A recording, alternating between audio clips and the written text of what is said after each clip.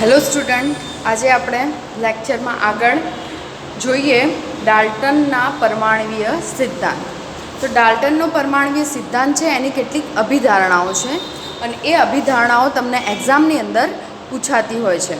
બરાબર છે?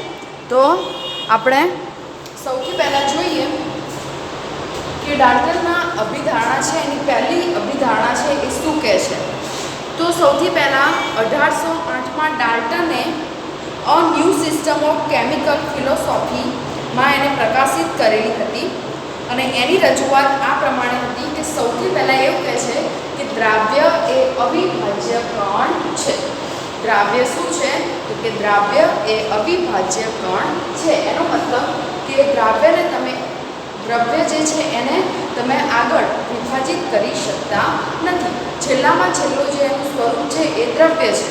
દ્રવ્યથી આગળ બીજું કશું તમને એની અંદર મળતું નથી.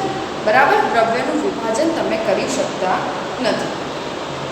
બીજી અભિધારણા એવું કહે છે કે આપેલ તત્વના બધા જ પરમાણુઓ સમાન ગુણધર્મ ધરાવે છે. આપેલ તત્વના એટલે તત્વ તરીકે હાઇડ્રોજન લઈ લો, ઓક્સિજન, નાઇટ્રોજન, ક્લોરીન, કંઈ પણ લઈ લો, તો આ બધા તત્વો છે. તો એવું કહેવા માગે છે આપેલ તત્વના બધા જ પરમાણુઓ સમાન ગુણધર્મ ધરાવે છે. એટલે હાઇડ્રોજનનું તત્વ છે તો એની અંદર જેટલા પણ પરમાણુ રહેલા હશે બધાના ગુણધર્મો કેવા હશે? સરખા હશે. એમ હાઇડ્રોજન તમે કોઈ પણ જગ્યાએ લેશો તો હાઇડ્રોજનનું જે તત્વ છે એના જે ગુણધર્મો છે એ બધે કેવા રહેવાના? એક સરખા રહેવાના. જુદા જુદા તત્વોના પરમાણુઓના દળ જુદા જુદા હોય છે.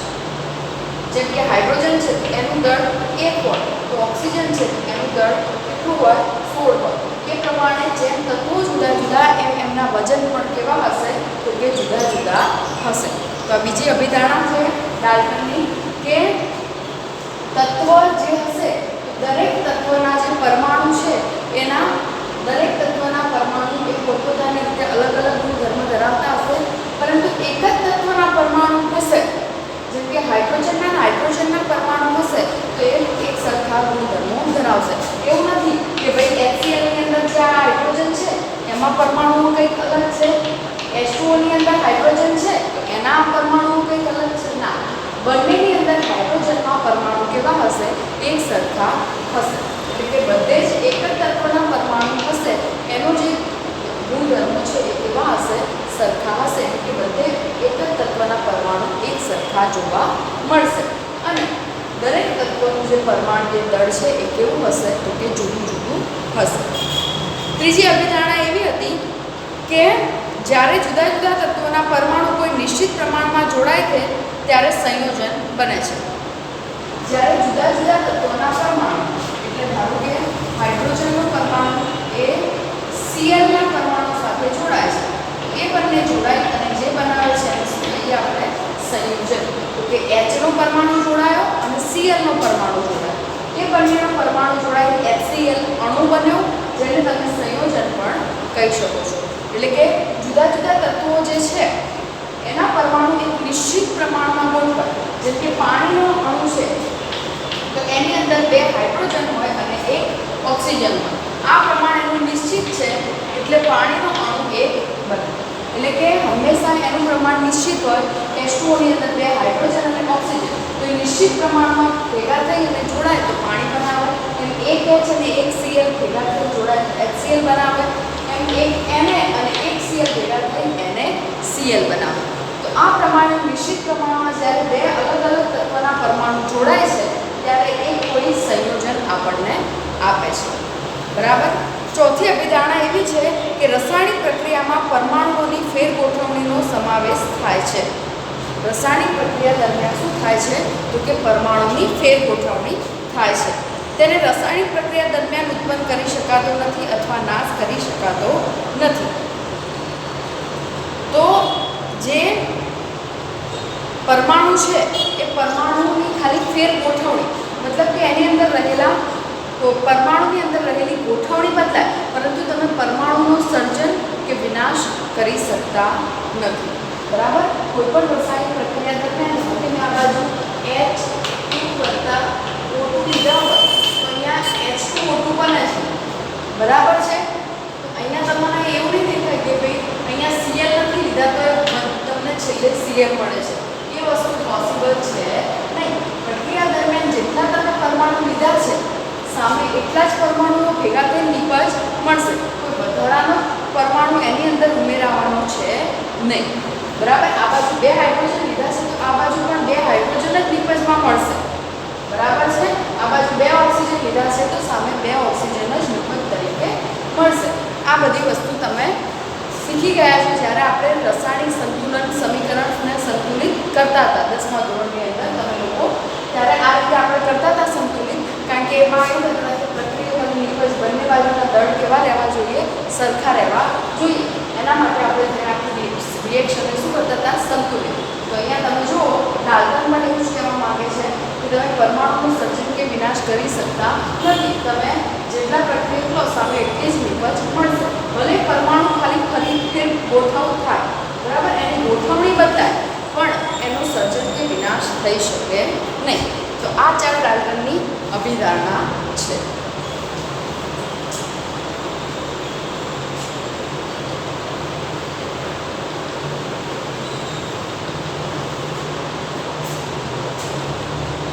આગળ છે પરમાણ્વીય દળ અને આણ્વીય દળ.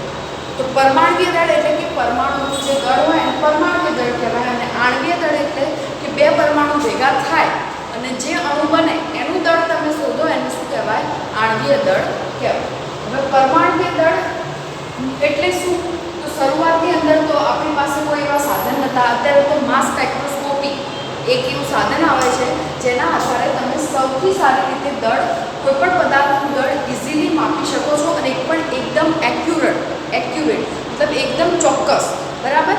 પણ પહેલાં એવું નહોતું. એટલે આ શું કરી લીધું હતું? એવું ધારી લીધું હતું કે ભાઈ હાઇડ્રોજનનું વજન ધારો કે 1 છે અને એની સાપેક્ષે બીજા બધાનું વજન મતલબ કે એમને આપી દીધું હતું, થોડુંક નજીકમાં આવતું હોય એ રીતે. બરાબર છે. પણ પછીથી હાલમાં આપણે એવું કરીએ છીએ કે જે કાર્બન 12 છે એ કાર્બન 12 તત્વ જે છે એની સાપેક્ષમાં બધાને આપણે શું કરીએ છીએ? વજન આપીએ છીએ. એ કાર્બનને શું છે? એ સમસ્થાનિક છે. ધારો કે 12મા સ્થાન પર કોણ છે? કાર્બન. બરાબર છે. તો પહેલા સ્થાન પર કોણ છે? હાઇડ્રોજન. બરાબર. તો આપણે એવું કહી શકીએ કે હાઇડ્રોજનનું વજન એ 12મા ભાગ જેટલું હશે. હાઇડ્રોજનનું વજન એ કેટલામાં ભાગ જેટલું હશે? 12મા ભાગ જેટલું. કારણ કે એ બંને વચ્ચે કેટલાનો? 12નો ડિફરન્સ છે. બરાબર. તો આપણે કાર્બનને ત્યાં આપણે સાપેક્ષ દળ ગણ્યું હતું અને એની સાપેક્ષે બીજા બધાનું દળ આપણે નક્કી કરતા હતા. તો અહીંયા જુઓ એક AMU બરાબર તમને આપેલું છે. પરમાણ્વીય દળનો એકમ શું થશે? એટોમિક માસ યુનિટ. તો અહીંયા એક AMU બરાબર કેટલું વજન થાય? તો કે 1.66056 ગુણ્યા 1024 જેટલું થાય. તો હાઇડ્રોજન પરમાણુનું દળ કેટલું થાય છે? એની નજીકનું છે 1.6736 ગુણ્યા 10⁻²4. બરાબર. કારણ કે 1 AMU બરાબર આટલા ગ્રામ થાય છે. તો હાઇડ્રોજન તો પહેલા જ નંબરનું છે એટલે એનું વજન એની નજીકનું જ થશે. તો હાઇડ્રોજનનું AMUમાં આપણે દળ શોધીએ તો કેટલું થશે? તો કે 1 AMU બરાબર આટલા થાય તો આટલા એ કેટલા AMU? બરાબર. આટલા ગ્રામ બરાબર 1 AMU. તો આટલા ગ્રામે કેટલા? તો બંને એક જેવા જ છે. એનું જે વજન આવશે 1.0078 AMU આવશે. એટલે નિયર બાય 1ની નજીક. એટલે હાઇડ્રોજનનું દળ પણ કેટલું થશે? તો કે 1 AMU થશે. બરાબર છે. એ જ પ્રમાણે જો આપણે ઓક્સિજનનું દળ શોધવું હોય તો એ પણ આપણે શોધી શકીએ છીએ. બરાબર. જે આપણને 15.99 AMU જેટલું મળ્યું. તો આ પ્રમાણે હાલમાં આપણે AMUના બદલે U વાપરીએ છીએ પરમાણ્વીય દળના એકમ માટે. અને U એટલે થશે એકીકૃત દળ, યુનિફાઈડ માસ. બરાબર છે. તો આપણે જ્યારે તત્વને ગણતરીમાં લઈએ છીએ ત્યારે પરમાણ્વીય દળને પણ લેવો પડે છે. તો ખરેખર તત્વના સરેરાશ પરમાણ્વીય દળ લઈએ છીએ જે આપણને પરમાણ્વીય દળ લઈએ, પરમાણ્વીય દળ આપણને ખબર હોય તો જ આપણે એના ઉપરથી આણ્વીય દળ શોધી શકીએ છીએ. બરાબર છે. તો અહીંયા સરેરાશ પરમાણ્વીય દળની વાત કરી છે તમને પાછળ જુઓ બુકમાં એક કોષ્ટક આપેલો છે. એ બુકની અંદર તમને સમસ્થાનિક આપેલી છે, એના સાપેક્ષ પ્રચુરતા અને પરમાણ્વીય દળ આપેલા છે. તો કુદરતી રીતે મળતા ઘણા તત્વો એક કરતાં વધારે સમસ્થાનિક ધરાવતા હોય છે. તો જ્યારે એમનું અસ્તિત્વ અને એની પ્રચુરતાને આપણે ધ્યાનમાં લઈએ તો તેના પરથી તત્વનું આપણને સરેરાશ પરમાણ્વીય દળ મળી શકે છે. બરાબર છે. તો આપણે વાત કરીએ કાર્બનનું સરેરાશ પરમાણ્વીય દળ શોધવું હોય આપણે તો આપણને અહીંયા સાપેક્ષ પ્રચુરતા આપેલી છે. શેની? તો કે કાર્બન 12, કાર્બન 13 અને કાર્બન 14. બરાબર. તો કાર્બન 12 જે છે એની સાપેક્ષ પ્રચુરતા સાથે એનો ગુણાકાર કરીશું, વત્તા કાર્બન 13 ની જે સાપેક્ષ પ્રચુરતા આપી છે એની AMU સાથે ગુણાકાર કરીશું. મતલબ કે તમારો જે સાપેક્ષ પ્રચુરતા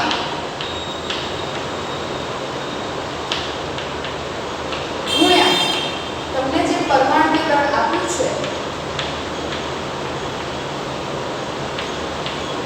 એને ગુણવાનું છે. તો કાર્બન 12, 13 અને 14 આવી રીતે કરવાનું. કાર્બન 12 નું શું લખવાની? સાપેક્ષ પ્રચુરતા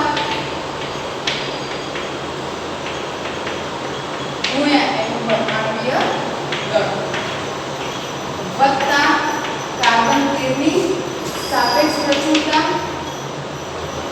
ગુણ્યા પરમાણ્વીય દળ વત્તા કાર્બન 14 ની સાપેક્ષ પ્રચુરતા ગુણ્યા પરમાણ્વીય દળ. તો આ રીતે તમે સાપેક્ષ પ્રચુરતા અને પરમાણ્વીય દળ વચ્ચે ગુણાકાર કરી અને એનું જે સરેરાશ દળ છે એ શોધી શકો છો. તો તમે કાર્બન 12, 13 અને 14 નું આ માટે કોષ્ટક આપીને પૂછાય તો તમારે સાપેક્ષ પ્રચુરતા ગુણ્યા પરમાણ્વીય દળ વત્તા કાર્બન 13 ની સાપેક્ષ પ્રચુરતા ગુણ્યા પરમાણ્વીય દળ અને કાર્બન 14 ની સાપેક્ષ પ્રચુરતા ગુણ્યા પરમાણ્વીય દળ કરશો એટલે તમને શું મળશે? એનું જે વજન છે એ મળશે. તમને સ્વાધ્યાયમાં સેમ આવો દાખલો આપ્યો છે 1.9. એમાં તમારે ક્લોરીન 35 અને ક્લોરીન 37 ની તમારે સરેરાશ પરમાણ્વીય દળ ગણવાનો છે. તો એ તમે કઈ રીતે ગણશો? તો અહીંયા તમને શું કરવાનું છે? ઓકે, ક્લોરીન 35 ની સાપેક્ષ પ્રચુરતા ગુણ્યા ક્લોરીન 35 નું પરમાણ્વીય દળ વત્તા ક્લોરીન 37 ની સાપેક્ષ પ્રચુરતા ગુણ્યા ક્લોરીનનું પરમાણ્વીય દળ. તો આ રીતે તમને આ બધી ડિટેલ આપેલી છે અને એ બંને વચ્ચે સરવાળો કરશો એટલે તમને ક્લોરીન 35 અને ક્લોરીન 37 નું જે છે સરેરાશ પરમાણ્વીય દળ એ તમને મળશે. બરાબર છે. તો આ રીતે એકદમ ઈઝી છે. આમાં કંઈ છે નહીં ખાસ. તો તમને પૂછાય દાખલો નાના પ્રશ્નોની અંદર તો તમને આવડવો જોઈએ કારણ કે ઈઝી જ છે. બરાબર. હવે આગળ આપણે જોઈએ આ વાત કરીએ આપણે પરમાણ્વીય દળની. હવે આપણે વાત કરીએ આણ્વીય દળની. તો આણ્વીય દળ છે તો આણ્વીય દળ કોને કહેવાય? તો પરમાણુમાં દળનો તમે સરવાળો કરો અને મળે અને આણ્વીય દળ. જેમ કે જો CH4 નું આણ્વીય દળ કેટલું? તો તમારે શું કરવું પડે? CH4 માટે C + 4 હાઇડ્રોજન આ રીતે ગણવાનું. કાર્બનનું થાય 12 વત્તા કેટલું થાય? હાઇડ્રોજનનું 1 એટલે શું થશે અહીંયા? 12 વત્તા 4 તો 16 યુનિટ આણ્વીય દળ થશે. બરાબર છે. એ જ રીતે જો તમને પાણીનું પૂછ્યું છે તો પાણીનું કઈ રીતે શોધવાનું? તો કે H2O તો અહીંયા 2 હાઇડ્રોજન વત્તા ઓક્સિજન. તો શું કરવાનું? અહીંયા જે આપેલા હોય એટલા વડે એને ગુણવાના. હાઇડ્રોજન કેટલા છે? અહીંયા 2 લીધા છે તો 2 વાર હાઇડ્રોજન અહીંયા લેવા પડે તો 2 વત્તા હાઇડ્રોજન થશે 16. તો આનું કેટલું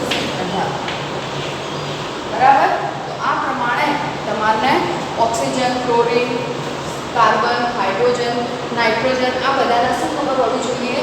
આણ્વીય દળ ખબર હોવી જોઈએ, જે તમને બુકમાં પાછળ છેલ્લે 233 કે એવા પેજ નંબર ઉપર બધાના પરમાણ્વીય દળ, નામ, સંખ્યા બધું આપેલું છે. તો આપણે શું કરવાનું? એને જોવાનું. બરાબર છે? અને યાદ રાખવાનું, જેટલા યાદ રહે એટલા યાદ રાખવાનો આપણે પ્રયત્ન કરવાનો. બરાબર છે? એના પરમાણ્વીય દળ. જો તમને કોઈડો 1.1 આપ્યું છે કે ગ્લુકોઝ અણુનું આણ્વીય દળ ગણો, તો ગ્લુકોઝનું શું થાય? C6H12O6. તો 6 કાર્બન વત્તા 12 હાઇડ્રોજન વત્તા 6 ઓક્સિજન. હવે 6 12 વત્તા 12 વત્તા 6 ઓક્સિજન એટલે 16. બરાબર?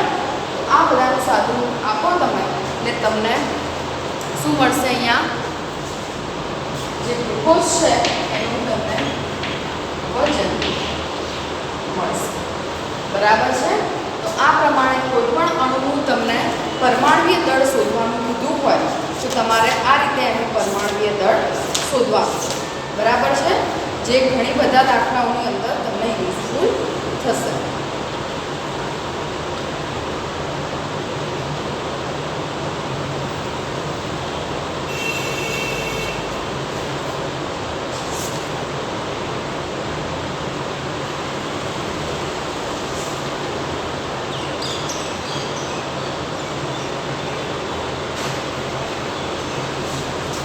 હવે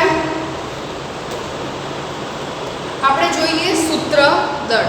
તો સૂત્ર દળ કોને કહેવાય?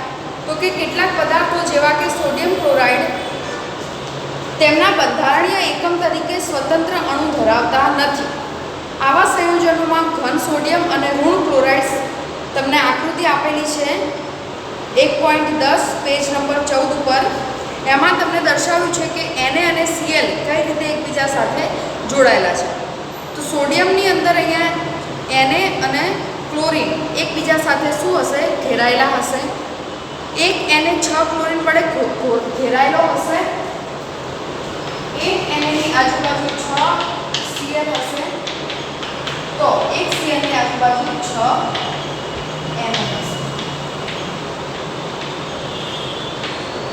બરાબર છે?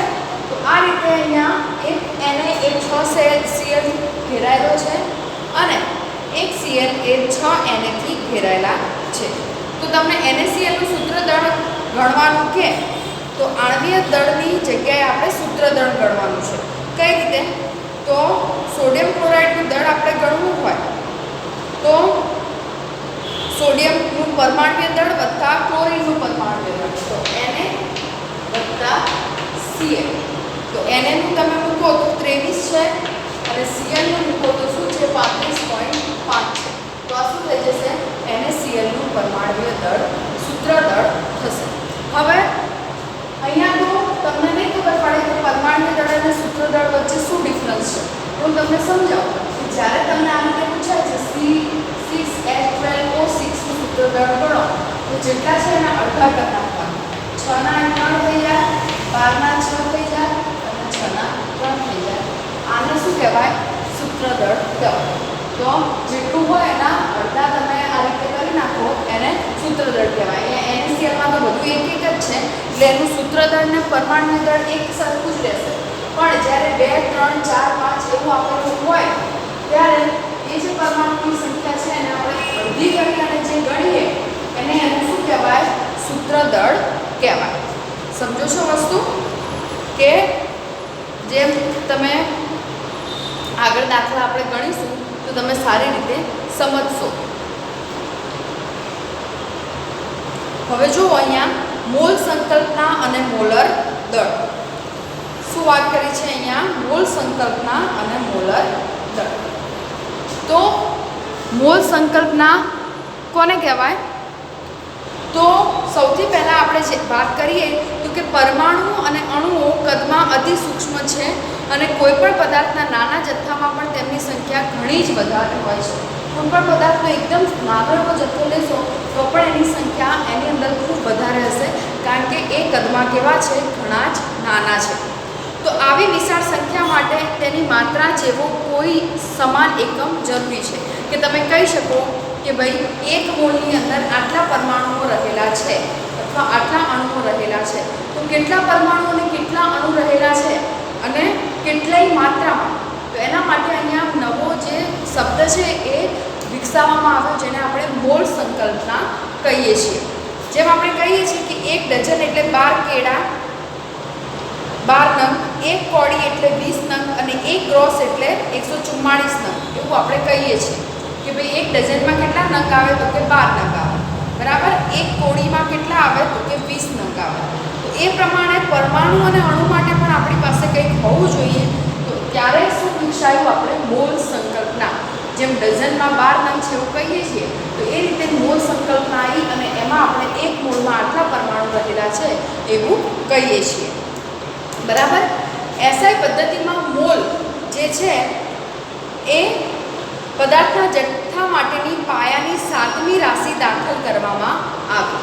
એસઆઈ પદ્ધતિમાં મોલને 7મી રાશિ તરીકે ઉમેરવામાં આવી. 1 મોલ એટલે પદાર્થનો એટલો જથ્થો કે જે 12 ગ્રામ કાર્બન જે છે એમાં રહેલા પરમાણુ અથવા સ્પીસીસ. તમે વસ્તુ સમજી લો, 1 મોલ એટલે કેટલા, તમારે એવું હોય કે ભાઈ 1 મોલ એટલે એક્ઝેક્ટ કેટલું, તો અહીંયા 1 મોલ બરાબર એના પરમાણુ દળ જેટલું વજન, અને એ પરમાણુ દળ જેટલા વજનની અંદર જેટલી પરમાણુની સંખ્યા રહેલી છે એને શું કહેવાય, એનો 1 મોલ કહેવાય. ધારો કે હું એમ કહું કે 12 કાર્બનનું જે પરમાણુ દળ છે એ 12 ગ્રામ છે, તો એનો મતલબ કે એ કેટલા કહેવાય તો કે 1 મોલ કહેવાય. અને 1 મોલની અંદર કેટલા પરમાણુ રહેલા છે, અણુ રહેલા હોય તો કે 6.022 × 10⁻23 જેટલા પરમાણુઓ 1 મોલની અંદર રહેલા હોય. કેટલા રહેલા હોય તો કે 6.022 × 10⁻23 જેટલા પરમાણુઓ એ 1 મોલની અંદર રહેલા હોય. એટલે તમને એવું કહેવામાં આવે કે ભાઈ પરમાણુ દળ કેટલું છે, કાર્બનનું 12 ગ્રામ, તો કે 12 ગ્રામ કાર્બનમાં કેટલા અણુ કેટલા પરમાણુ રહેલા છે એવું શોધવાનું કે તમને. તો તમારે શું કરવાનું, 1 મોલ જેટલા થાય એનું પરમાણ્વીય દળ આપેલું છે તમને કોઈ પણ પદાર્થનું, તો પરમાણ્વીય દળ બરાબર 1 મોલ થાય અને 1 મોલ બરાબર 6.022 × 10⁻23 થાય. તમને એનું પરમાણ્વીય દળ જેટલું વજન નથી આપ્યું તો જ તમારે એના જે પરમાણુની સંખ્યા છે એ શોધવાની થાય. બાકી તમને એના પરમાણ્વીય દળ જેટલું વજન આપેલું હોય તો પરમાણુની સંખ્યા પરમાણ્વીય દળ બરાબર 1 મોલ થાય અને 1 મોલ બરાબર 6.022 × 10⁻23 થાય, બરાબર છે. એમ ઓક્સિજનનો 1 મોલ એટલે આટલા પરમાણુ થાય, કાર્બનનો 1 મોલ એટલે આટલા પરમાણુ થાય. એટલે તમે કાર્બન, ઓક્સિજન, નાઇટ્રોજન કોઈ પણનું પરમાણ્વીય દળ લો તો એ પરમાણ્વીય દળ બરાબર આટલા જ પરમાણુઓ થાય, બરાબર છે. તો અહીંયા તમને 12 ગ્રામ કાર્બન માટે આપેલું છે કે કઈ રીતે આપણે 6.022 × 10⁻23 ના મૂલ્યે પહોંચ્યા છીએ, બરાબર છે. તો તમે સમજો કે 12 જે કાર્બન છે અહીંયા આપણે કાર્બન જ કેમ લીધું, કારણ કે આગળ પરમાણુ દળ નક્કી કરવામાં આપણે સાપેક્ષ દળ તરીકે કોનું લીધું હતું, કાર્બન, અને કાર્બનના આધારે બધાનું ગણતા હતા. એટલે અહીંયા પણ આપણે ગણતરી કરી અને આ જે એકમ મેળવ્યો છે એ કાર્બનની ગણતરી કરી અને મેળવેલો છે, બરાબર છે. તો અહીંયા આપણે સ્પેક્ટ્રોસ્કોપીથી જે તમને કાર્બન 12નું પરમાણ્વીય દળ નક્કી કરવામાં આવ્યું હતું એનું મૂલ્ય તમને આપેલું છે અને એના વડે શું કર્યું છે, 12 ભાગ્યા જે સ્પેક્ટ્રોસ્કોપીનું મૂલ્ય આવ્યું એ બંનેનું ભાગાકાર કરો તો આપણને 1 મોલમાં કેટલા પરમાણુ રહેલા છે એ આપણને સંખ્યા મળી, બરાબર છે.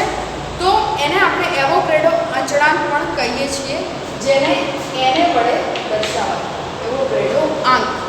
અને આપણે એવોગાડ્રો આંક પણ કહી શકીએ છીએ, જેને આપણે એને વડે દર્શાવીએ છીએ. અને 6.022 × 10⁻23 લખીએ તો કેટલા બધા શૂન્યો આવે, એટલા માટે આપણે અહીંયા 10 પાછળ એટલા બધા શૂન્યો આવે એવું ના લખવા માટે, એટલી લાંબી સંખ્યા ના લખવા માટે આપણે એને આ રીતે લખીએ છીએ, બરાબર છે. તો કોઈપણ પદાર્થની આટલી મોટી સંખ્યામાં સ્પીસીસ જે છે તે પદાર્થનો એક મોલ કહેવાય છે. એટલે કે આટલા પરમાણુ રહેલા હોય એને એક મોલ કહેવાય.